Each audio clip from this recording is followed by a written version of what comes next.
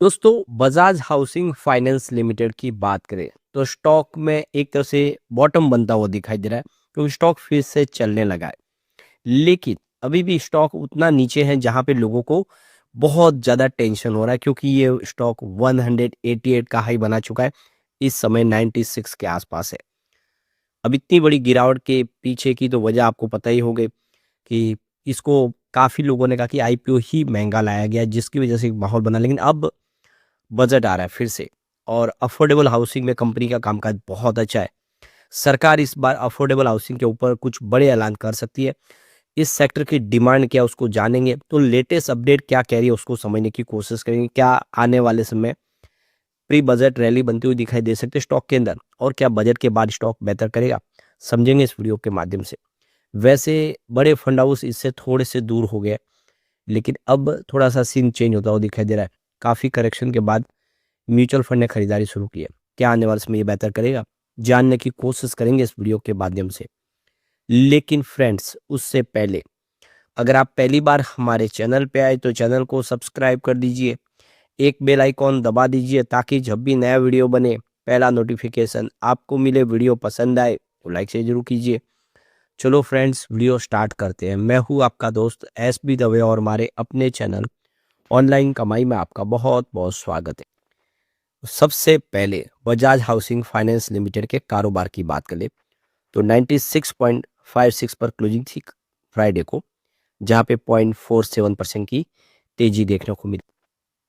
तो आप ये देख ही सकते हो कि स्टॉक फिर से दौड़ना शुरू हो चुका है। 92 का इसने लो बनाया था, अब वहां से इसने फिर से एक बेहतर प्रदर्शन शुरू किया है। इसका 52 वीक का जो हाई है 136 का है। तो अभी इसमें देखें तो गिरावट तो बहुत ज़्यादा हुई है, लेकिन निचले लेवल से रिकवरी की संभावना दिखाई देने लगी है। अब इसकी परफॉर्मेंस देखें तो ये लगातार कमज़ोर साबित हुआ है। इस स्टॉक ने लोगों को बहुत ज़्यादा लॉस में डाल दिया है। अभी भी पिछले 1 महीने के हिसाब से देखें तो आपको यहाँ पे 0.94% ये लगभग 1% की गिरावट ही देखने को मिलेगी। लेकिन अच्छी बात ये है कि 92 से स्टॉक ने फिर बाउंस बैक तो दिया, एक सपोर्ट बन गया वहाँ पे। 3 मंथ का जो रिटर्न है वो भी 13.81% निगेटिव है, यानी निवेश जिसने भी किया उसको लॉस हुआ है।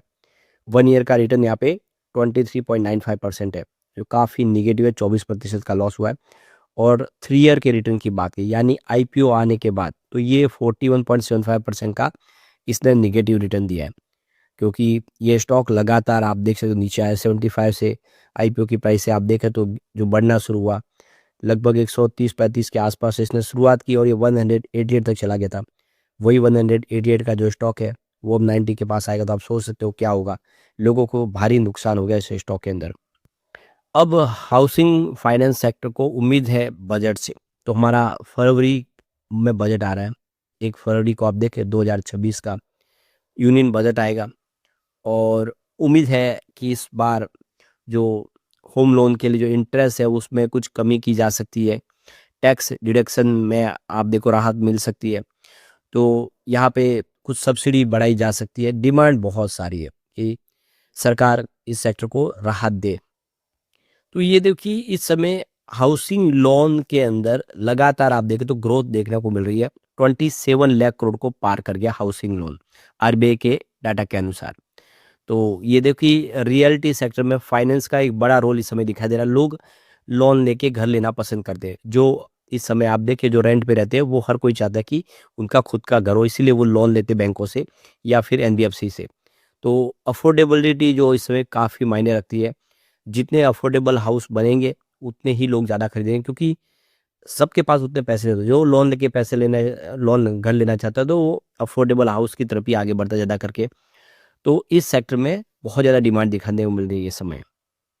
तो यहाँ पे इस सेक्टर के लोगों की अलग-अलग डिमांड है, जिसमें आप देखें तो अतुल मोंगा जो सीईओ है और को-फाउंडर भी है बेसिक होम लोन के, उनका कहना है कि यहाँ पे लोग ज़्यादा से ज़्यादा घर खरीदें, अफोर्डेबल हाउस की तरफ वो आगे बढ़े। इसके लिए जो होम इंटरेस्ट लोन के वो जो डिडक्शन मिलता है इनकम टैक्स सेक्शन 24 के तहत, वो 2 लाख रुपये है उसको बढ़ा के 5 लाख रुपये तक करना चाहिए। यानी 5 लाख रुपये तक के ऊपर टैक्स सरकार को माफ़ कर देना चाहिए। तो इससे ज़्यादा से ज़्यादा लोग हैं वो इस मौके का फ़ायदा उठा पाएँगे।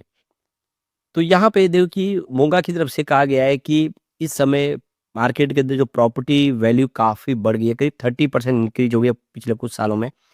ऐसे में टैक्स बेनिफिट में अभी भी जो राहत है उतनी ही दी जा रही है, इसको बढ़ाना चाहिए। तो ईएमआई जो लोगों का होता है उस पे कुछ तो राहत मिले। सरकार को ये कोशिश करनी चाहिए कि ईएमआई जो लगातार बढ़ रही है उसके लिए सरकार को टैक्स के अंदर कुछ राहत लोगों को देनी चाहिए। इसके अलावा देखें तो यहाँ पे इस सेक्टर की जो डिमांड है कि प्रधानमंत्री आवास योजना के तहत जो क्रेडिट लिंक जो सब्सिडी स्कीम है, तो इसको भी बढ़ाना चाहिए, इसमें राहत देनी चाहिए। आप देख सकते इसमें आप समझ सकते हो कि राहत मिलेगी तो लोगों को बेनिफिट होगा, जो उसका लॉन टेन्योर है उसमें 3 से 5 लाख रुपीज़ का वो बेनिफिट कर सकते हैं, उनको थोड़ा-सा पैसा बच सकता है। तो प्रधानमंत्री आवास योजना के तहत जो बेनिफिट दिया जा रहा है उसको भी बढ़ाने की यहाँ पे डिमांड कर रहे हैं।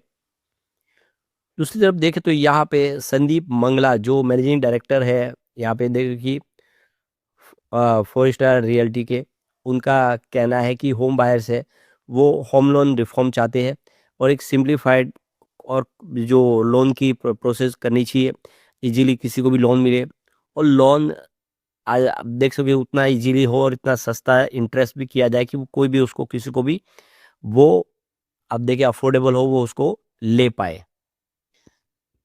अब यहाँ पे इस सेक्टर के लिए जो सबसे बड़ी एक प्रॉब्लम ये भी है कि बहुत सारे लोग जो डबल चक्कर में फँस जाते हैं। एक तरफ तो जब प्रोजेक्ट डिले हो जाता है, तो उनको बैंक की ईएमआई भी भरनी पड़ती है और दूसरी तरफ उनको रेंट भी पे करना पड़ता है। तो ये डबल मार पड़ जाती है और इसीलिए इसका कोई रास्ता निकालना चाहिए। कुछ रेगुलेशन बनाना चाहिए कि उतने टाइम पीरियड के अंदर ही प्रोजेक्ट कंप्लीट करके दे। लोगों को वो डिले हो जो जिसकी वजह से उनको ज़्यादा नुकसान ना हो। तो ये सारी इस समय बहुत सारी डिमांड है। सरकार इस समय इस बजट में कुछ बड़े ऐलान कर सकती है।